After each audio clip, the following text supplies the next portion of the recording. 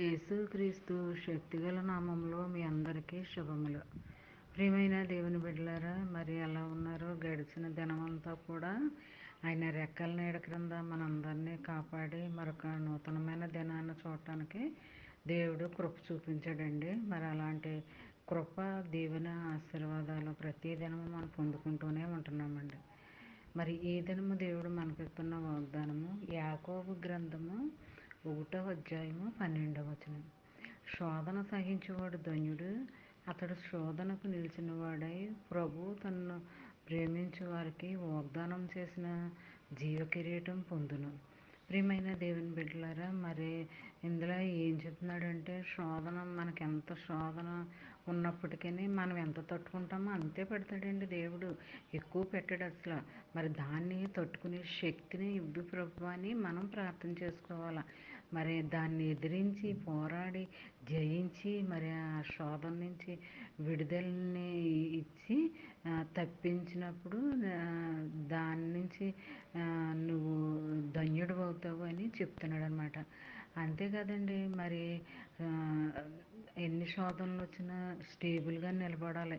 అప్పుడే దేవుని దృష్టిలో మరి నువ్వు ప్రేమించబడే వ్యక్తిగా ఉంటావు అనమాట. మరి ఇంకా చెప్తున్నాడు ఏమంటే, వాగ్దానం చేసిన జీవ కిరీటాన్ని నేను నీకు ఇస్తాను అని అంటున్నాడు.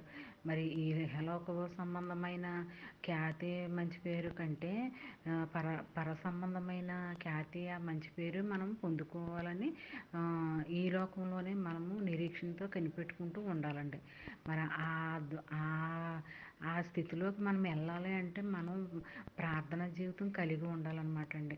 మరి పరలోకంలో మనం ధనాన్ని సమకూర్చుకోవాలి. అక్కడికి వెళ్ళిన తర్వాత మనకి శోధన అనేది ఏమి ఉండదండి. మనకి ఇచ్చిన ఆ జీవ కిరీటాన్ని మనం పొందుకోవటానికి మనం సిద్ధపడి ఉండాలండి.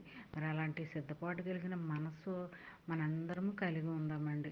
మరి ఈ చిన్న వాగ్దానం మైండ్లో పెట్టుకుని ధ్యానించుకుంటూ ఉంటే ఆ దినమంతా నీకు ఎంతో ఆశీర్వాదకరంగా ఉంటుంది.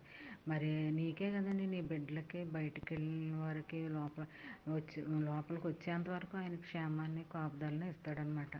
మరి నువ్వు ఏ పని చేసినప్పటికీ అందులో నీకు ఏ శోధన రాదండి. ఒకవేళ వచ్చినా దాన్ని తప్పించేస్తాడనమాట. ఎందుకంటే ఆయన పట్ల నువ్వు స్థిరంగా నిలబడుతున్నావు కాబట్టి, ఏ శోధనైనా నువ్వు తట్టుకోగలుగుతున్నావు కాబట్టి దేవుడు నీ పక్షాన యుద్ధం చేస్తాడనమాట అండి. మరి ఈ చిన్న వాగ్దానం మరి మైండ్లో పెట్టుకుని ధ్యానించుకుంటూ ఉంటే ఆ దినమంతా నీకు ఎంతో దీవెనకరంగా ఉంటుందండి. అలాంటి స్థితి నువ్వు నేను మనందరం పొందుకోవాలని కోరుకుంటూ ఆమేన్. God bless you.